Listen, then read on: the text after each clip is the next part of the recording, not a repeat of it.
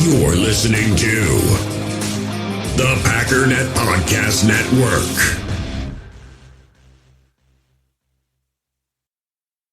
Mother's Day is around the corner. Find the perfect gift for the mom in your life with a stunning piece of jewelry from Blue Nile. From timeless pearls to dazzling gemstones, Blue Nile has something she'll adore. Need it fast? Most items can ship overnight. Plus, enjoy guaranteed free shipping and returns. Don't miss our special Mother's Day deals. Save big on the season's most beautiful trends. For a limited time, get up to 50% off by going to BlueNile.com. That's BlueNile.com. With threats to our nation waiting around every corner, adaptability is more important than ever. When conditions change without notice, quick strategic thinking is crucial. And with obstacles consistently impending, determination is essential in overcoming them. It's this willingness, decisiveness, and resilience that sets Marines apart. With our fighting spirit, we don't just fight battles, we win them. Marines are the constant our nation counts on to fight the unknown. And through adaptable problem solving, we do just that. Learn more at marines.com.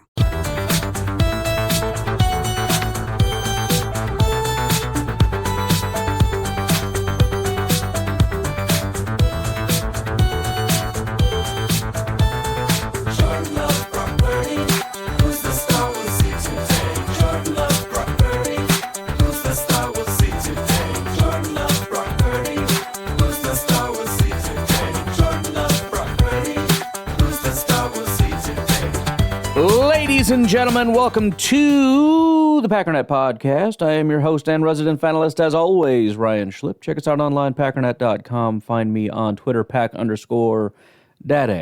Can never remember what show I'm doing and how that little ditty goes. I still don't know. But I didn't really intend to jump into it, but it became such a massive thing. If you haven't seen, I don't even know how I got started. I'll see if I can trace this back. There was a question about who's better, Jordan Love or Brock Purdy. Now, again, the first time I saw it, I just kind of thought, I don't care. Because I know when I looked at it, I don't remember exactly what the results were last year, but I know that Brock Purdy was freaking incredible, and Jordan was quite good. And yeah, obviously it depends exactly what you're looking at and exactly what the question is. But when I saw how condescending everybody was toward Jordan Love, especially given how really bad they were at answering the question, like it's very hard to watch people say stupid things and then condescendingly call people stupid. Come on now, man. So the first comment that I want to go through here, just pulling out a couple here. Brock Purdy is better than Jordan Love. As a real NFL quarterback and as a fantasy quarterback, I'm shocked this needs to be said. She goes on to say, and I understand Love averaged 0.3 more fantasy points per game than Purdy last year. Love also had 130 more dropbacks than Purdy. 130 more dropbacks than Purdy and averaged 0.3 more fantasy points per game. Wild. Top three quarterbacks in fantasy points per dropback: Lamar, Josh Allen, Brock Purdy. Okay, there's a problem here. This is what I don't like. Like, everybody's good at manipulating data. Nobody's good at using it. What is the question? You said that it's not even worth discussing. And not that I care at all about fantasy football, but you made the statement that Brock Purdy is not only a better quarterback, he is a better fantasy football quarterback, and you're shocked that it even needs to be debated. I'm sorry, but per dropback is irrelevant. The very first comment is exactly it. Nick Knudsen says, I'll keep this in mind for my points per dropback league. Pass attempts are relevant. More pass attempts are... It's the exact same reason why a running back with more carries is going to be more valued, because there's a correlation between carries and points. So you can't say that it's not even worth debating that Purdy is better than Jordan Love when Jordan Love actually got more points per game than Purdy. Yeah, well, he throws more. Yeah, okay, so that would make him a more ideal quarterback, wouldn't it? And of course, she had to... So here's the bottom line. She spoke stupidly about this issue.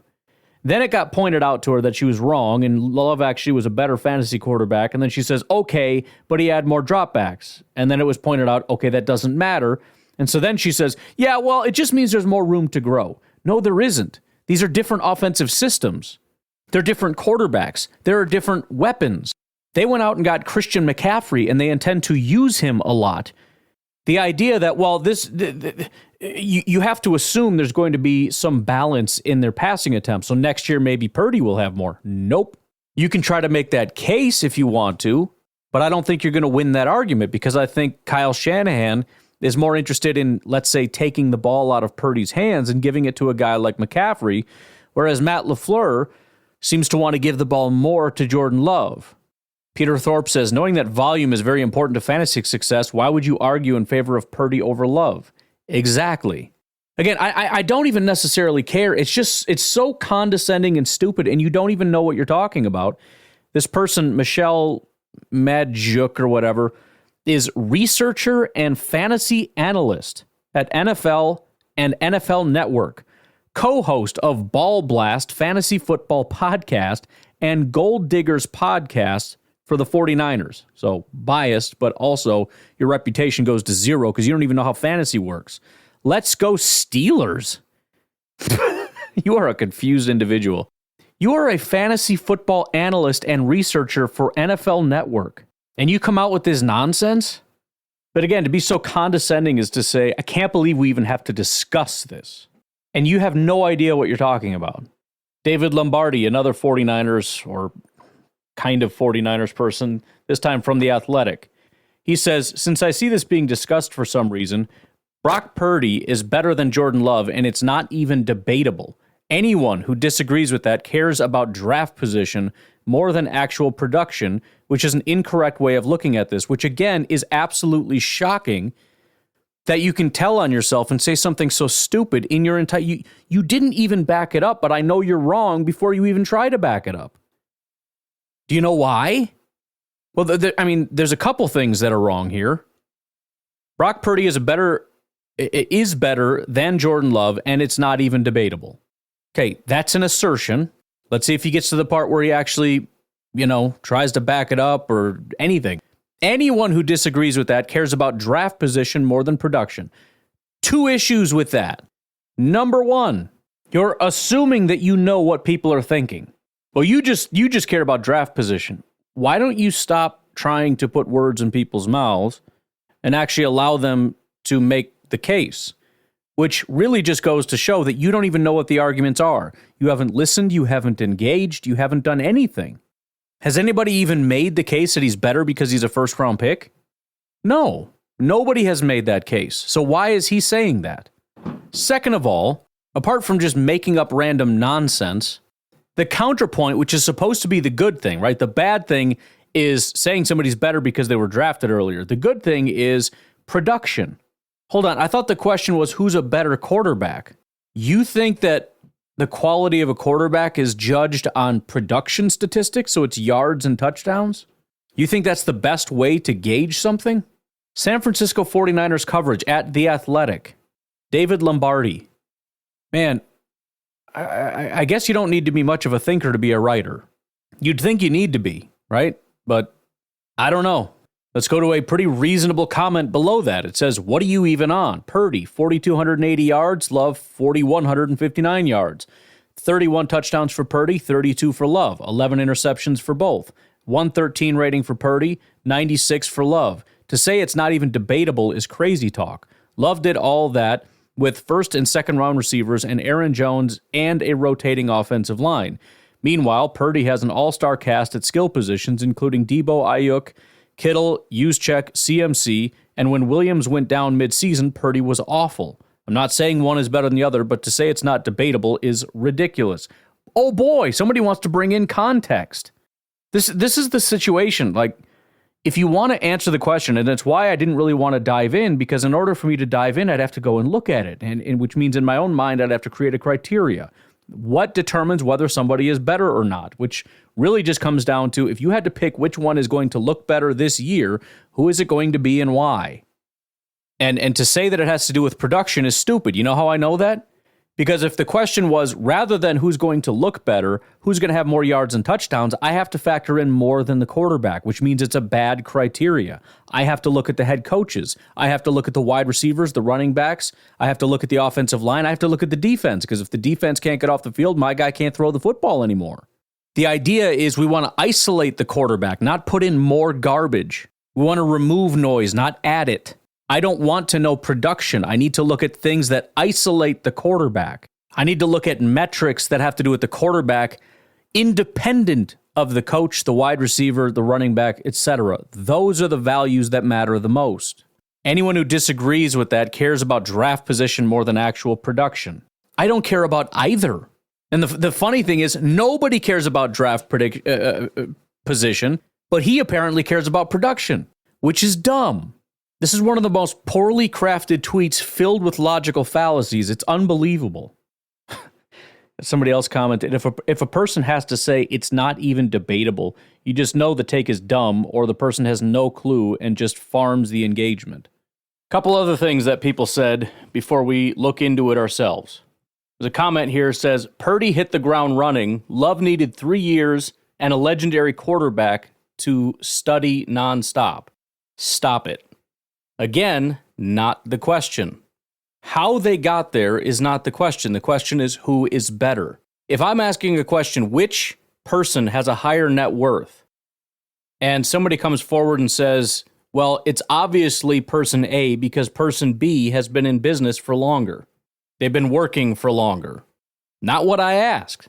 It's like people try to throw in variables to try to sound smart, like, well, you got to understand the nuance here. No, not depending on the question, you do not. If my question is purely net worth, how long they've been working is irrelevant. The question is who is the better quarterback, when they started, how they got where they are, irrelevant.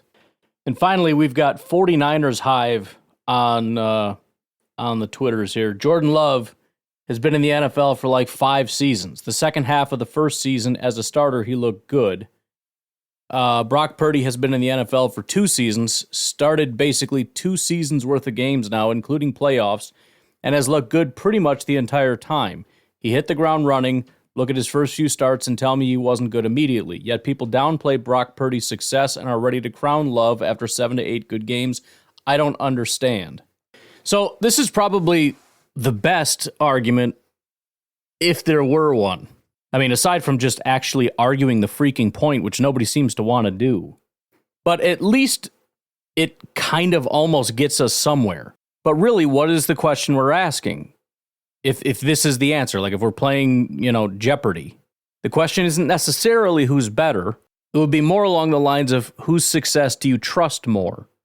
Brock Purdy, from day one, has been this dude. He's continued to be this dude. There's very little reason to believe that he's going to have some just big drop-off. It could still happen, but it's less likely than, or presumably less likely than Jordan Love, who's, had about a 7-8 game stretch where we got to see a different version of Jordan Love. That's fair, but it still doesn't answer the question.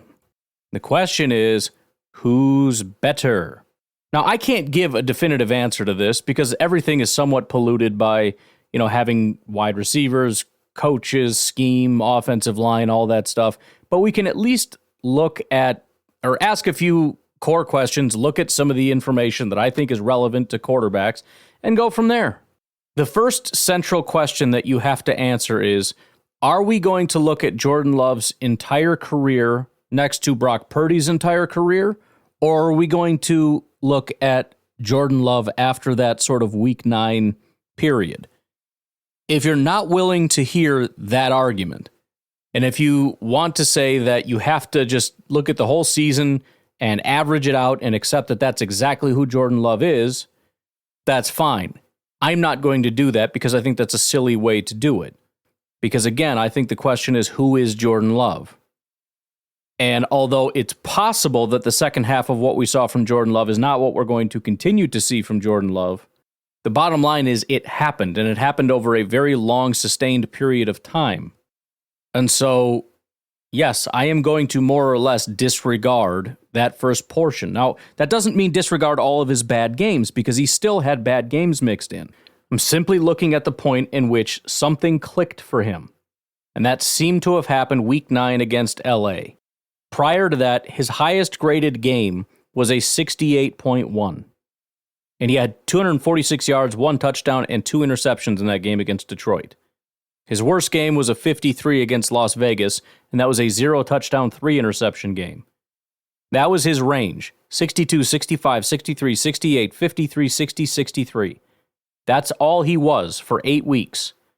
Then the very next week, it's an 83, and he's off to the races. You got 80, 70, 60, 80, 90, 50, 60, 70, 90, 80, 90, 50. Again, there's a couple rough games mixed in, the Giants game and the 49ers game, unfortunately. But there's a very clear difference there. So unless you believe that either the second half was a fluke, or you believe that Jordan Love's the kind of guy who's just always going to take a half a year to get things figured out, I guess it comes down to what you think makes the most sense. I think what makes the most sense is to look at week 9 from that point on. Okay, so I'm going to do that starting with PFF because that's what I'm already looking at. The highest graded quarterback in that period was Brock Purdy. 92 PFF grade compared to Jordan Love's 90.6. So 92 compared to 91. They were the 2 highest graded quarterbacks. If you look at passing grade, Brock Purdy, 91, Jordan Love, 90.9. Like identical. If you look at completion percentage, actually let's do adjusted completion percentage. Brock Purdy, 77.3, Jordan Love, 77.8. Jordan Love, slight advantage, almost identical. 21 touchdowns compared to 19 in Jordan Love's favor. 3 interceptions compared to 6 interceptions in Jordan Love's favor. If you look at big time throw percentage, 7% for Jordan Love, 5.8% for Brock Purdy. If you look at turnover-worthy plays, 2.4% for Jordan Love, 1.6% for Brock Purdy. So big time throws in Jordan Love's favor, turnover-worthy plays in Brock Purdy's favor. Jordan threw for more yards, Brock Purdy more yards per attempt. Time to throw, Jordan Love 2.7, Brock Purdy 2.86. Passer rating 120.8 compared to 108.2 in Brock Purdy's favor. If you look at under pressure, Jordan Love was the 3rd highest graded quarterback with a 78.2 grade. Brock Purdy was 5th with a 73.3 grade. Very similar grades, within 5 of each other. Both of them were quite good under pressure. Jordan Love slightly better.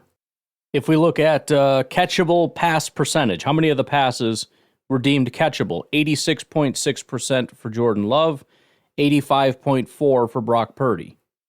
On target percentage, Brock Purdy 76.7%, Jordan Love 73.8%.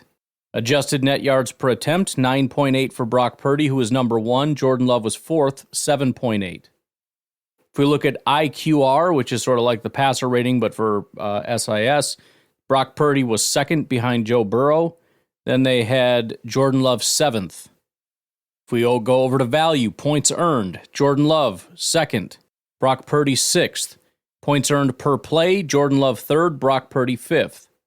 Points above average per play, Jordan Love 3rd, Brock Purdy 6th.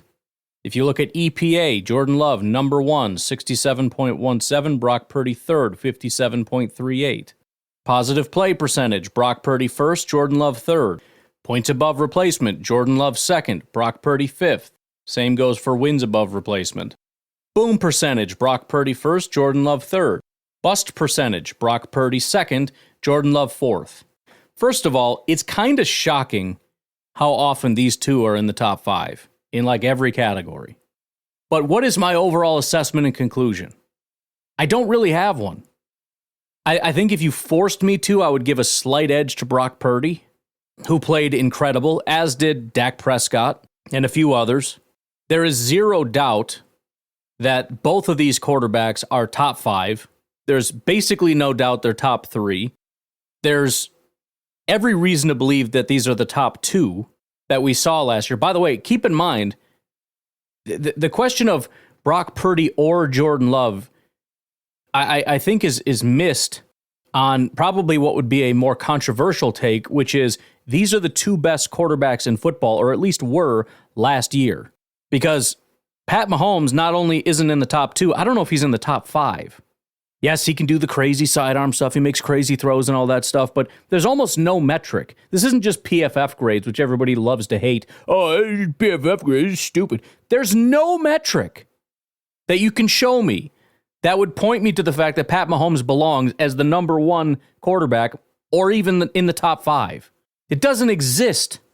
So again, the thing that annoys me isn't the fact that people think Purdy was better than Jordan Love last year, or even think that Purdy is going to be better moving forward. In other words, he's just the more talented guy.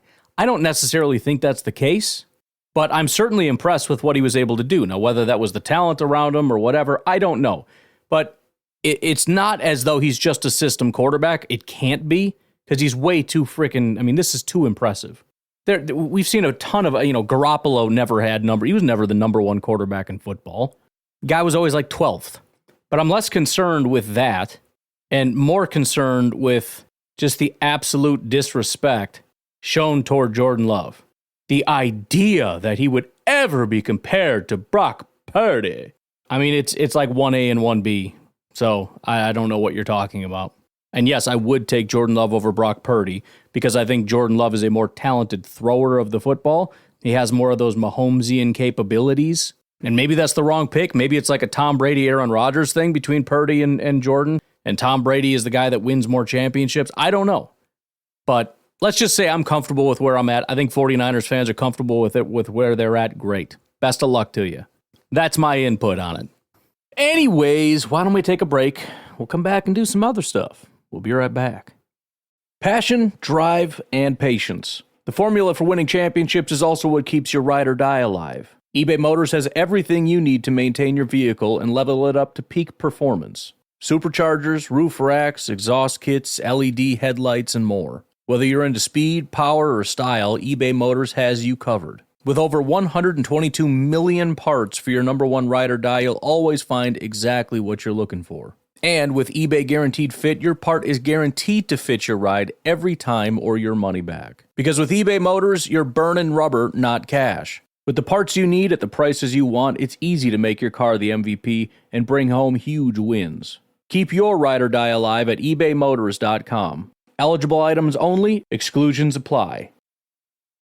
In the hobby, it's not easy being a fan of ripping packs or repacks. We get all hyped up thinking we're going to get some high-value Jordan Love card, but with zero transparency on available cards and hit rates, it's all just a shot in the dark. Until now, introducing slab packs from arenaclub.com, the only repack that provides real value, a complete view on all possible cards, and clear hit rates for each one. Now when I buy slab packs on Arena Club, it finally feels like I know what I'm getting.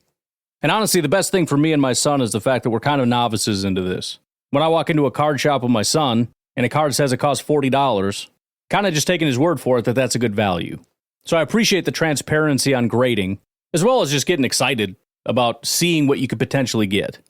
Right now, you can get 10% off your first purchase by going to arenaclub.com/packdaddy. Wow, that's crazy offer. 10% off a $400 slab pack. That's $40 right there. Anyways, that's arenaclub.com/packdaddy for 10% off your first purchase. Hey, it's Kaylee Cuoco for Priceline. Ready to go to your happy place for a happy price? Well, why didn't you say so? Just download the Priceline app right now and save up to 60% on hotels. So whether it's Cousin Kevin's Kazoo Concert in Kansas City, go Kevin, or Becky's Bachelorette Bash in Bermuda, you never have to miss a trip ever again. So download the Priceline app today. Your savings are waiting. Go to your happy place for a happy price. Go to your happy price, Priceline. You're a podcast listener, and this is a podcast ad. Reach great listeners like yourself with podcast advertising from Lips and Ads. Choose from hundreds of top podcasts offering host endorsements, or run a reproduced ad like this one across thousands of shows to reach your target audience with Lips and Ads. Go to lipsandads.com now. That's LIBSYN ads.com. All right, man, I want to go through Jeff Hafley's press conference. I just wonder if I need a full episode to do that because I know how long this can take. Tell you what, let's save that for tomorrow. I got a couple other things I was interested in discussing. Let's actually look at the salary cap. We haven't done that in a little while. Just kind of an update. So according to Spot Track here, The Packers cap space sits at $20.355 million. Over the cap is not that different. I don't know how it's different at all. It should just be basic math, but apparently it's not. $21.7 million according to over the cap. Again, relatively similar. That does not include the draft picks, however. I want to go through those real quick just so we can kind of see the magnitude of what these guys are getting paid, which also is not talked about enough because it's important to know that, especially early on, these are big contracts. And so, that's where you get into the discussion of a top 10 running back. You're already paying them like top of market money for running backs. So even if they work out and are great, you are erasing that whole thing where you're kind of underpaying them with the rookie contract. Anyways, so Jordan Morgan gets a 4-year, $14.2 million. And I think a lot of these have not been officially signed yet, but the amounts are set in stone. It's just a question of how it's going to be structured and whatnot to determine how it's going to be figured out. But it's 4-year, $14 million, average of $3.5 million with a $7.1 million signing bonus. Now, I don't know how much of this is concrete. I actually think the signing bonus might be a bit of an estimate. I don't know. I think that could be up to the team. I could be wrong. Let me get an answer real quick. All right, so it looks like the signing bonus is predetermined. How it's structured, in other words, how it gets paid out, when it gets paid out, whether it's lump sum or installments or whatever, that all can be figured out later. I believe total guaranteed is figured out. However, you can negotiate for more, it sounds like, if you're an agent, which maybe kind of holds off some of this stuff. I'm guessing, or I believe that's only, really early round guys that have maybe some negotiating power, but probably, I'm guessing that almost never happens. And then the only other thing that I'm aware of is incentives. But again, I doubt that that's a very common thing. So I think more money is something that maybe agents and players may be pushing for and probably never get. And incentives is something that teams may be looking for, but probably are unlikely to get because most of this is predetermined. The only time that either of these would happen is if you want both. In other words, you want more money, fine, but it's incentive laden. But I've never heard of, he was scheduled to get this much, but is it going to end up getting this much or whatever? Maybe I just didn't notice. Again, and I'm referring to guaranteed. In other words, the amount is the same, but how much is guaranteed is different. But anyway, so most of this, it looks like, is pretty well established already. So I guess the question is, does SpotTrack actually know the values or is it estimating? But anyways, so pretty cool for Jordan Morgan. I mean, I always like to put this in just like normal, average human being terms, as much as, for $3 million a year, $7 million signing bonus isn't maybe that much in terms of left tackle money, although kind of. The fact that this 22-year-old dude is about to get a $7.136796 million check signed to him is pretty freaking crazy. Dude is super rich. Anyways, second round pick, Edgerrin Cooper, 4 years, $8.6 million, 2.1 average per year. And obviously the first round pick, it's 4 years, but there is a 5th year option. We won't know exactly what that looks like until we get to that 5th year. But signing bonus, $3 million for Edgerrin Cooper. Then Javon Bullard, also a second round pick. He's down at 6.7, 1.6 million average. That's a pretty big drop in just about, 13 picks?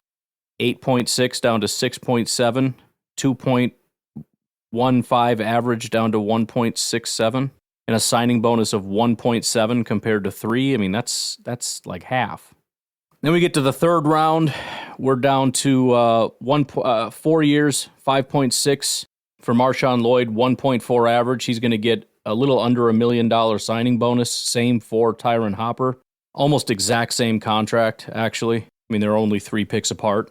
In the fourth round, Evan Williams, the safety out of Oregon, gets a 4-year, $4.8 million contract, averaging $1.2 million per year. He's going to get an $800 million. Yeah, he's super rich.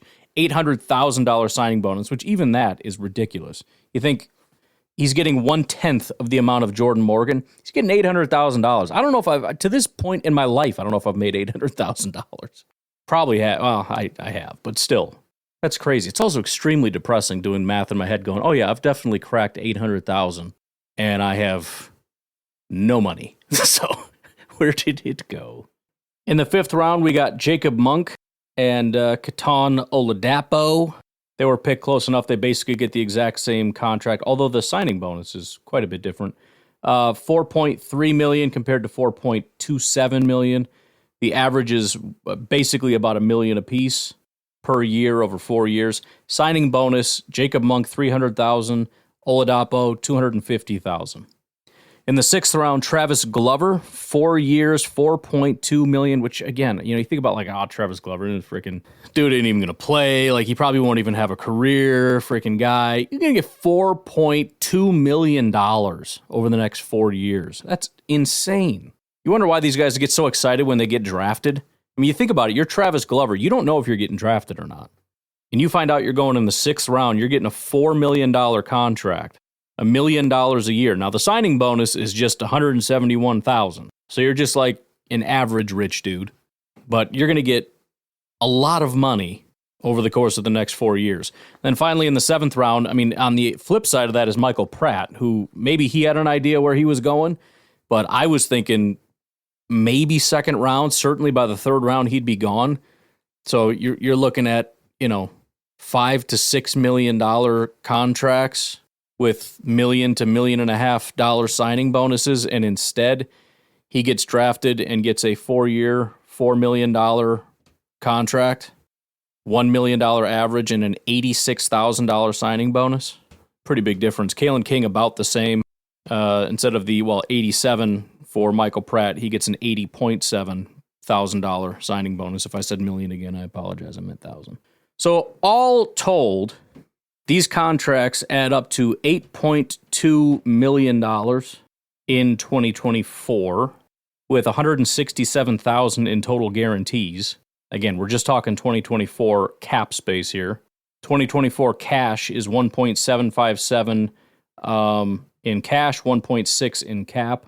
So if we look at just the top 51 as far as the salary cap is concerned, 7th round picks Michael Pratt and Kalen King won't make the cut. And the players removed from the top 51 will be Bo Milton, Alex Magoo, Malik Heath, Brenton Cox, Anthony Johnson, and Carrington Valentine. So the if you do all the calculations, you come up with a net increase in cap spending of about $5.9 million. It's $5.877901.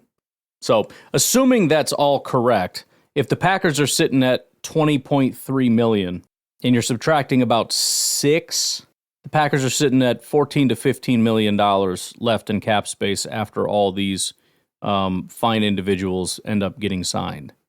And that does leave a little bit of leeway, a little bit of wiggle room, if the Packers did want to, after going through some stuff, make a couple moves here and there. I've always said about $10 million, which again, however much money you want to keep in your back pocket, that also should be going up. I've been saying $10 million for probably 5 years now.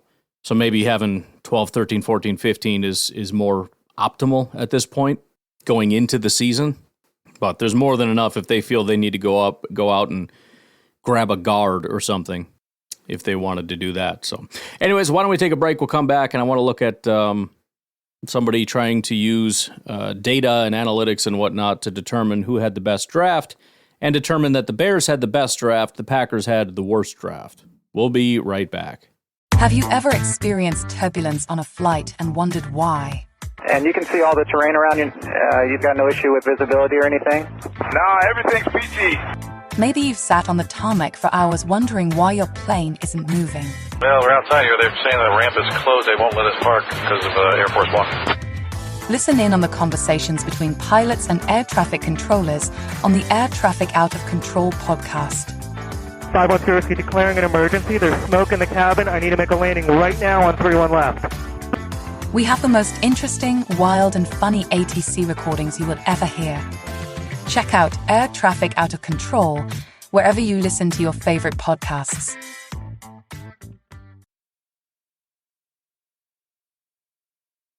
So somebody by the name, I was tagged in this, by the way. Let me give a shout out here by Mr. Tyler Dershel on the Twitters. He wanted me and Jake and JJ to look at it. I'm just going to do it now. We can talk about it on Derailed if we decide to, I suppose. But Stephen Patton of Patton Analytics, which looks like it's something that he came up with on his own, decided to come up with something to determine, presumably, I guess I shouldn't put words in his mouth, presumably who had the best draft.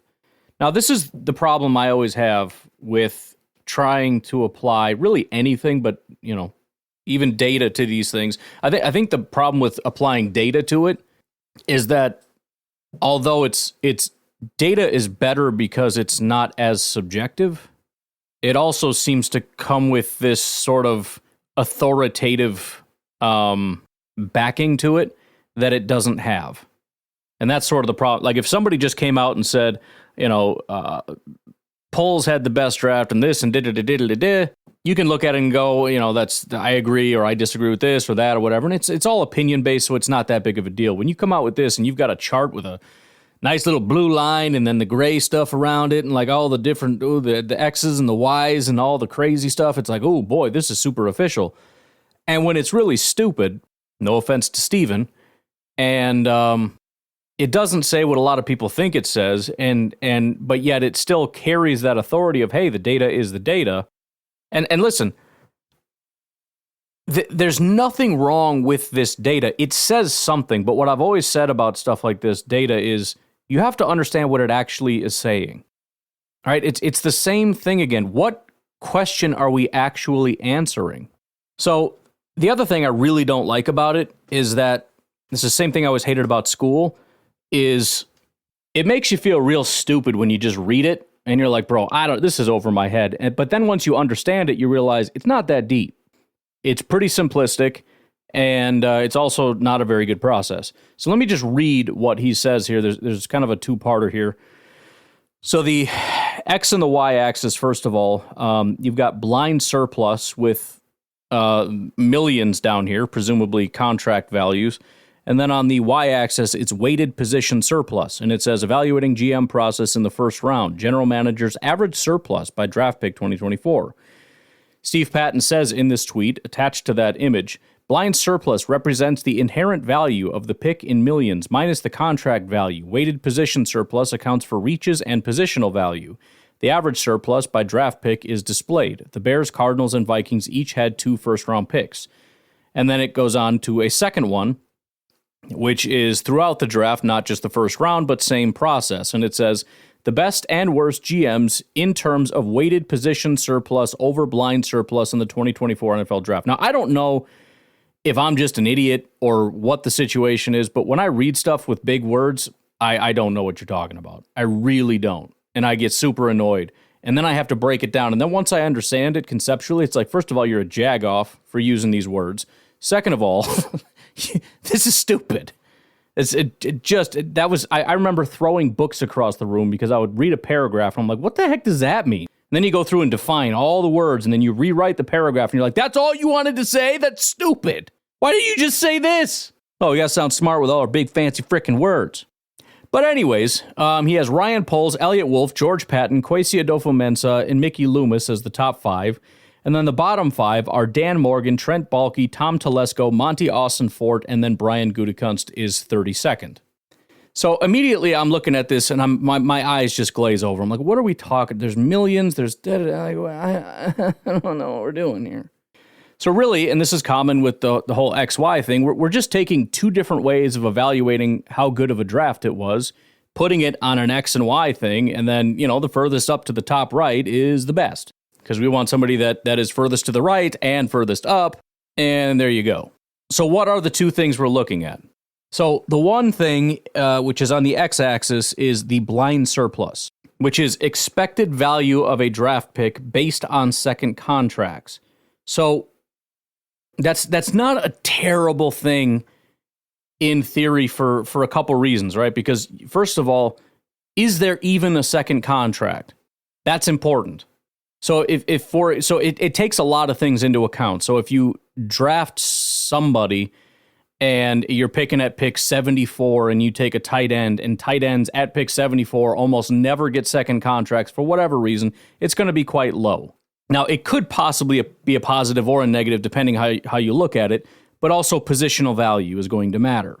So not only how often do people in this position at that spot get second contracts, but what is the total value of that contract? Now, that could be a massive flaw because anybody that picks a quarterback, which is what we'll get to in a second, is automatically going to be much higher because their contracts are massive compared to somebody else. But at the same time, you get paid based on your value. And so there's a reason that a quarterback gets paid more than a running back. And so that should be rewarded, I suppose. So that's just one way of looking at it. It's mathematically saying, what do we expect the second contract of this player to be? So there's already a number out there for every one of our people. Some nerds out there got a chart somewhere that can tell us Jordan Morgan, they'll look at pick 25 and say offensive tackle and say this is the expected second round value. So those are really the two equations. It's what position and where did they get picked. And then weighted position surplus is positional value and the consensus board rankings. So it's position surplus, how good of a value was it based on the consensus board, and then weighted based on the value of the position. Now, right away, I've got several issues, and it can probably be summed up by just going through that list again. Let's look at some of the teams that did really well. Chicago, Washington, Arizona, New England. Those are teams that are kind of way out there on the fringes of this chart.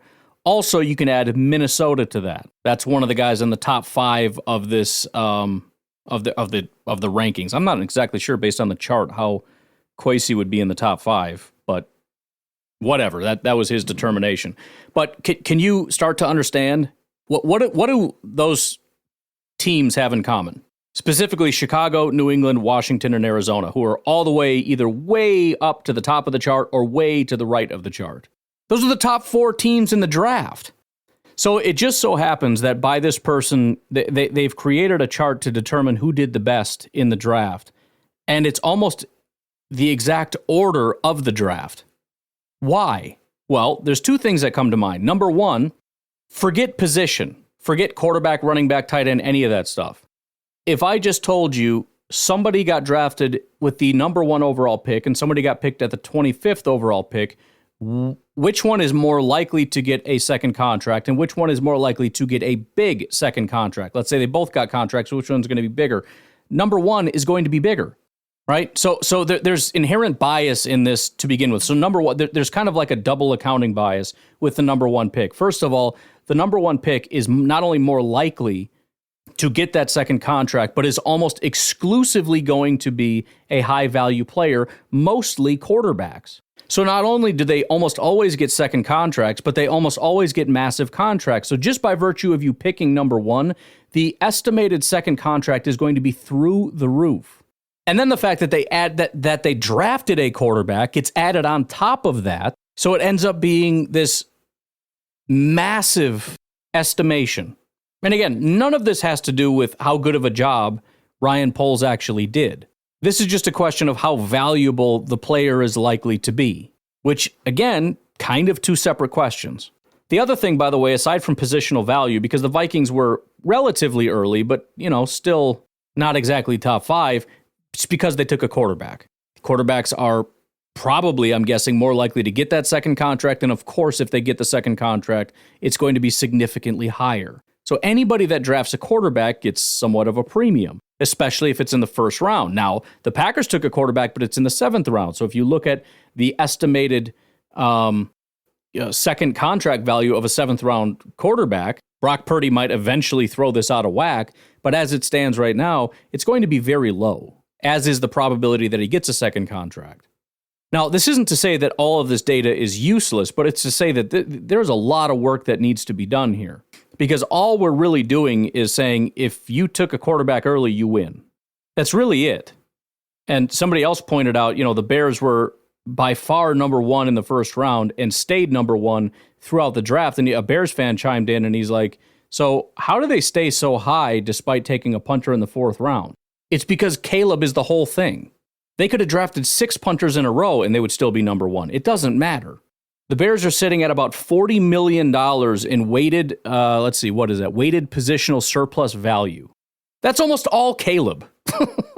Now, they did take a first-round wide receiver and a pass rusher, so these are all high-value positions, which is to their credit. And the Packers, conversely, Not only did they draft later, but they drafted a lot of lower value positions. They took linebackers and safeties and running backs and I guess you could say some interior offensive linemen. So obviously they're going to be terrible in this model.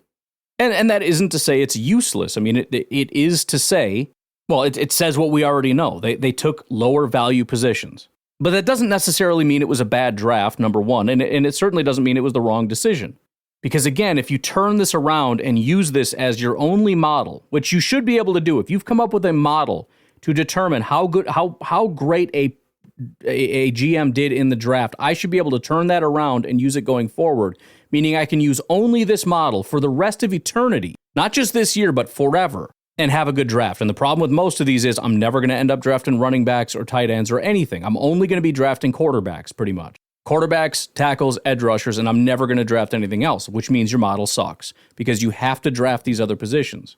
Now, I did see there was some data out there somewhere that said you should primarily focus on premier positions in the draft and then supplement linebacker, running back, whatever in free agency. I don't know, whatever. Somebody else can try that. We can see if it works. But look, the bottom line is, I mean, this model is largely flawed, and really all it's telling you is which teams, how would you phrase it? It would be something along the lines of which GMs were most effective in drafting premium positions and maximizing the expected value of a player at each position, because it's not just quarterbacks and edge rushers, because what it does is it evaluates the sort of the curves. So, the positions change over time. At pick, 93, tackle might be more of a likely to succeed pick than quarterback, but it's never going to be, tight end. It's just not. So if you wanted to, again, see which teams did the best job at drafting premium positions and maximizing, value at their given draft position, this is a decent chart, because that's what we're asking, or what we're answering. What we're not answering is which GM did the best job of drafting in 2024. So again, that would be my biggest thing at all times for every social media debate that I see is stop and, depending on what side you're on, either try to answer directly this question and not some different question, or if somebody provides an answer, really establish what it is they answered. You answered something, but I don't know that it's just answering. Like, for example, adjusted net yards per attempt is generally seen as something that correlates with, being a good quarterback, but it doesn't necessarily mean good quarterback. You have to look at the formula and say, this is what we're actually determining.